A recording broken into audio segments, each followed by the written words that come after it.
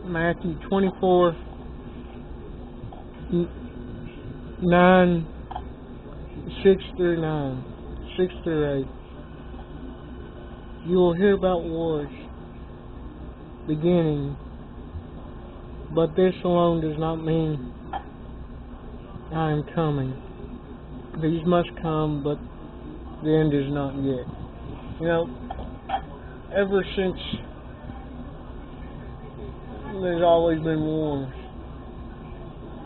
You know, after Rome fell, you had to fight for the wars to determine who was going to be where and who would reign where. You had the world wars in the 90s, in the 40s, and in the early. We've had wars and wars, and there seems to be no stop to it. Oftentimes people point to wars and say, well, the end is here. But Jesus is saying, don't go by the fact that there's war.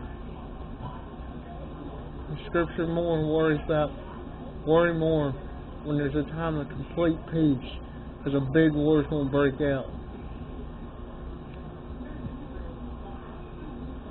The nations and the kingdoms of the earth will rise against each other. There will be famines and earthquakes in many places. You know, in this past decade, you had the tsunami, you had an earthquake in Haiti, 2 different oceans, massive destruction.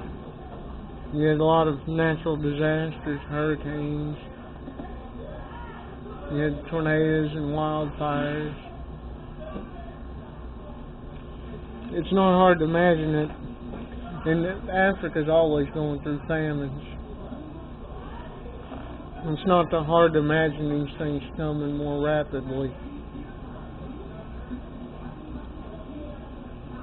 But all this will be only the beginning of the horrors to come. You know, many people say at the end, you know, all these things are going to keep going faster and faster until the Antichrist comes on the scene and solves their problems. And that's when we really got to worry, when all this stuff stops for a time. But if we have Christ, there's nothing to worry about. He'll see us through the wars, He'll see us through the famines and the earthquakes.